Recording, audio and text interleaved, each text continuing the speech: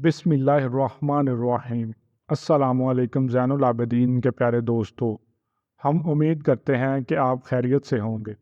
ہماری دعا ہے کہ اللہ پاک آپ کو خیر و عافیت سے رکھے۔ پیارے دوستو، آج کی اس ویڈیو میں ہم آپ کو حضرت علی کرم اللہ وجہ الکریم کا ایک ایسا فرمان بتائیں گے کہ جس میں آپ رضی اللہ تعالیٰ عنہ نے اس دعا کا ذکر فرمایا ہے جو کہ کبھی رد نہیں ہوتی۔ حضرت علی کے فرمان کے ساتھ ساتھ ہم آپ کو یہ بھی بتائیں گے کہ اصل میں دعا کی حقیقت کیا ہے اور کون سی ایسی چیزیں ہیں جو کہ دعا کی قبولیت میں مانع ہوتی ہیں۔ ویڈیو انتہائی اہم ہے، اس لیے ویڈیو کو اسکپ کرنے کی کوشش مت کیجیے گا، اور اس بارے میں مکمل تفصیل جاننے کے لیے ویڈیو کو آخر تک لازمی دیکھیے۔ دوستو، یاد رہے کہ دعا کا مطلب ہے مانگنا، دعا کرنا، ندا کرنا، چاہنا، آواز بلند کرنا، استفاسہ اور مدد طلب کرنا۔ اصطلاح میں دعا کا مطلب ہے اللہ تعالیٰ سے حاجت طلب کرنا۔ یاد رہے کہ قرآن و حدیث میں دعا کی اہمیت اور فضیلت تفصیل سے بیان ہوئی ہے۔ دعا کے بارے میں حضور نبی کریم صلی اللہ علیہ وآلہ وسلم کے چند احادیث آپ کو بتاتے ہیں، اور پھر آپ کو حضرت علی کرم اللہ وجہ الکریم کا قول بتاتے ہیں۔ دعا کے حوالے سے چند روایات ملاحظہ فرمائیے۔ دعا مومن کا ہتھیار ہے، دین کا ستون ہے اور آسمان و زمین کی روشنی ہے۔ سرور کائنات حضرت محمد مصطفیٰ صلی اللہ علیہ وآلہ وسلم کا ایک اور فرمان ہے، دعا عبادت کا مغز ہے، اور دوسری جگہ ارشاد دعا عبادت ہی ہے۔ ان روایات سے دعا کی اہمیت معلوم ہوتی ہے، اس لیے چاہیے کہ اللہ تعالیٰ سے دعا ضرور مانگی جائے، اور دعا ایسے مانگی جائے جیسے دعا مانگنے کا حق ہے۔ یاد رہے کہ اکثر لوگ شکایت کرتے ہیں کہ دعا تو ہم مانگتے ہیں لیکن قبول نہیں ہوتی۔ اب سوال یہ ہے کہ یہ لوگ دعا کیسے مانگتے ہیں؟ ان کو اس بارے میں سوچنے کی ضرورت ہے، کیونکہ حقیقت میں جو دعا مانگی جاتی ہے وہ ضرور قبول ہوتی ہے، لیکن جس طرح ہم جتنے چلتے دعا کرتے ہیں، اس کے بعد ہمیں شکایت نہیں کرنی چاہیے کہ ہماری دعا قبول نہیں ہوتی، کیونکہ اس کو دعا نہیں کہا جائے۔ دعا کیا ہے اور کب قبول ہوتی ہے، یہ آپ کو ویڈیو کے آخر تک اچھے سے سمجھ آ جائے گا۔ چلیے پہلے آپ کو بتاتے ہیں کہ حضرت علی کرم اللہ وجہ الکریم نے کس دعا کے بارے میں ارشاد فرمایا ہے کہ وہ رد نہیں ہوتی۔ اس حوالے سے علی کرم اللہ وجہ الکریم کی یہ حکایت ملاحظہ فرمائیے۔ کہتے ہیں کہ ایک شخص نے حضرت علی کرم اللہ وجہ الکریم سے سوال کیا کہ دعا کی قبولیت کب ہوتی ہے، یعنی وہ کون سے اوقات ہیں یا کیفیات ہیں جن میں دعا رد نہیں کی جاتی۔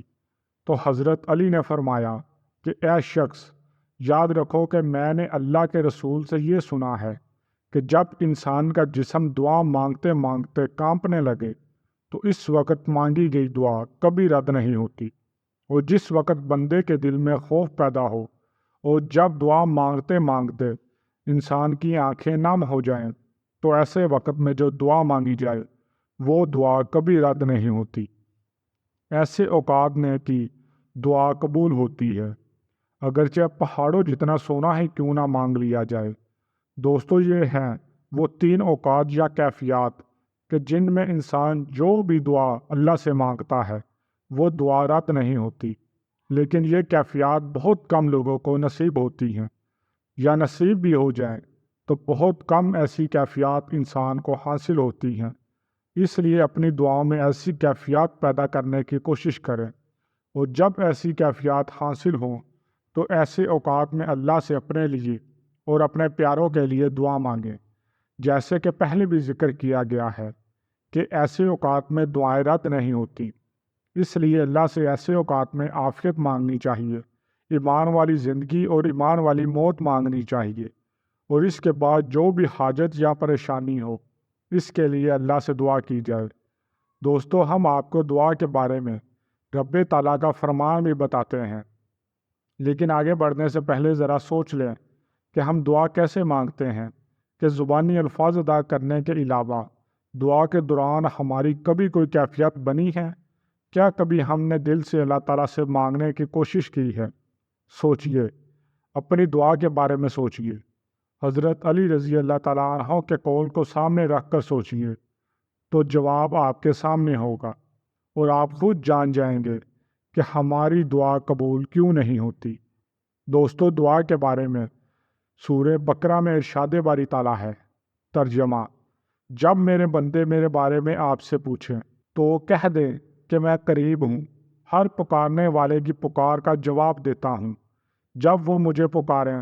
اس آیت کی تفسیر میں مفسرین حضرات فرماتے ہیں کہ اللہ اپنے بندے کو بڑے پیار اور بڑے ناٹ سے پکار کر کہہ رہا ہے کہ اے میرے بندے، تم میرے بارے میں کیا پوچھتا ہے، میں تو تیرے قریب ہوں۔ یہ آیت سورۃ البقرہ کی آیت نمبر 186 ہے، اور اس پوری آیت کا ترجمہ کچھ اس طرح سے ہے: اے نبی، میرے بندے اگر تم سے میرے متعلق پوچھیں تو انہیں بتا دو کہ میں ان سے قریب ہی ہوں۔ پکارنے والا جب مجھے پکارتا ہے میں اس کی پکار سنتا اور جواب دیتا ہوں، لہٰذا انہیں چاہیے کہ میری دعا پر لبیک کہیں۔ یہ بات تم انہیں سنا دو، شاید کہ وہ راہ راست پا لیں۔ دوستو، اس آیت کریمہ کے موضوع پر ذرا غور کیجئے گا تو معلوم ہوگا کہ اللہ تعالیٰ نے کس قدر پیار، نرمی، شفقت اور ان کے ساتھ انسانوں کو عبادی یعنی میرے بندے کے الفاظ سے مخاطب کیا ہے، اور اپنے بے پناہ قربت کا اظہار کرتے ہوئے کہا کہ جب کبھی وہ مجھے پکارتے ہیں تو ان کی پکار کو قبول کرتا ہوں۔ لیکن اس قدر گہری قربت، بے پناہ مایوسیت اور عطا محبت کے اظہار کے باوجود اللہ تعالیٰ نے اپنے بندے کی توجہ ایک اہم نقطے کی طرف مبذول کی ہے: قبولیت دعا کی دو شرطیں۔ پہلی شرط اللہ تعالیٰ پر صحیح معنوں میں ایمان اور یقین رکھنا، اور دوسری شرط اس کی اطاعت اور فرما برداری ہے۔ ان دونوں شرائط کے بعد جب ہم اللہ کے سامنے نہایت عاجزی اور انکساری کے ساتھ ہاتھ اٹھائیں گے، اپنی بے بسی کا اظہار کریں گے اور اللہ کی قدرتوں کا اظہار کرتے ہوئے اس سے مانگیں گے، تو پھر اللہ تعالیٰ ہماری پکار اور ہماری دعا کو ضرور سنے گا۔ دوستو، یہ ہے دعا کے اصل الفاظ۔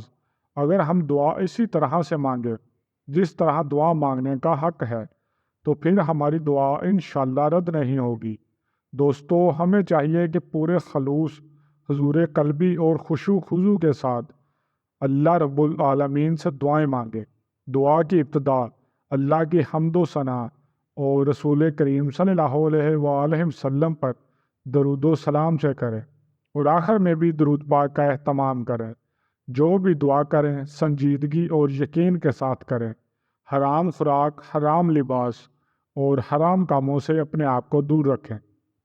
اللہ کے ساتھ اپنا تعلق نماز کے ذریعے مضبوط بنائیں۔